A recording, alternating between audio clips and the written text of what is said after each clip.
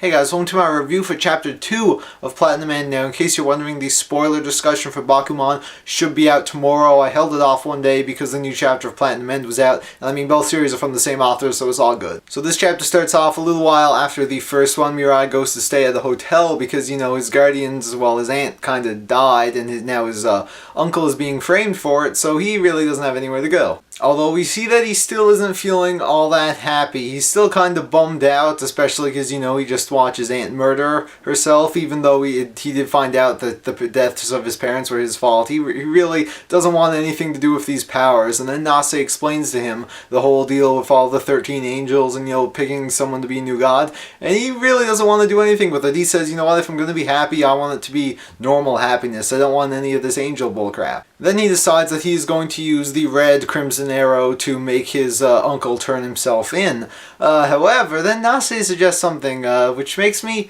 question her sanity, or, you know, just how good these angels actually are. She's like, you know, why don't you just kill your uncle? I mean, you need money, so why don't you kill your uncle and his sons, and then you'll get all the money for yourself. And I'm just there thinking like, whoa, okay, angels be crazy.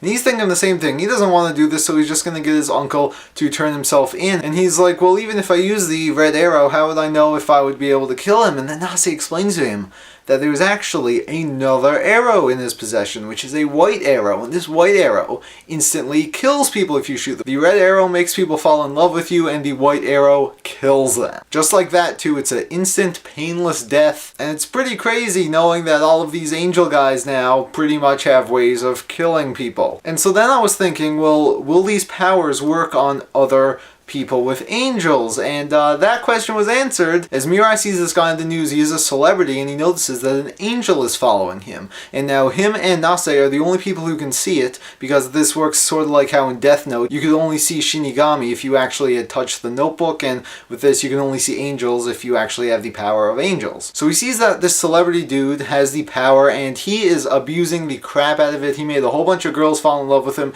and he was getting busy with like a crap ton of them. You know, they were just all naked all around him, like, you know, all that stuff. And then this dude who's dressed up in a suit comes up, and the guy realizes that he's an angel user. He's like, oh, who the crap are you? And Buddy takes out his white arrow and he just shoots this guy right through the heart. So just like that, one of the angel users is down. Now at the end of this chapter, we see this guy's face and we see what he's really thinking. He's like, oh, I want to become God, so all I had to do is use this white arrow to kill all of the other angel users. So yeah, it seems like for the time being we have an antagonist. This guy, I figured we'd get a character like this, but he basically wants to use his power to wipe out the competition and become God. Man, isn't this plot too similar to Future Diary? Well, does Future Diary have good writing and pacing?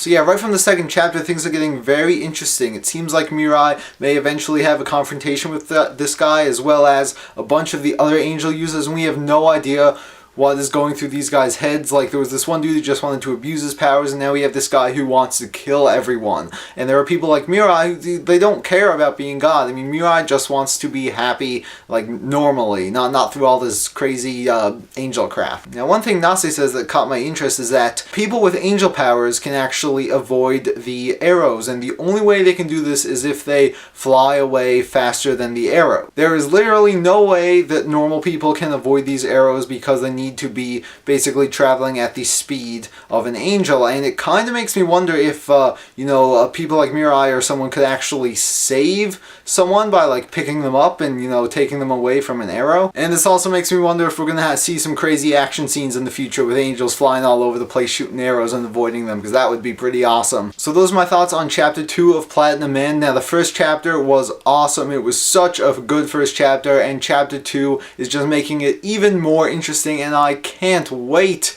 until the rest of this series comes out, because I have a feeling that it's just going to be excellent. And I mean, these are the creators of Death Note and Bakuman we are talking about, so it's pretty much guaranteed going to be excellent. So with that, thank you guys so much for watching, and I will see you in a month's time for a review of the next chapter of Platinum Man. I just realized I'm gonna have to wait another month for the next chapter.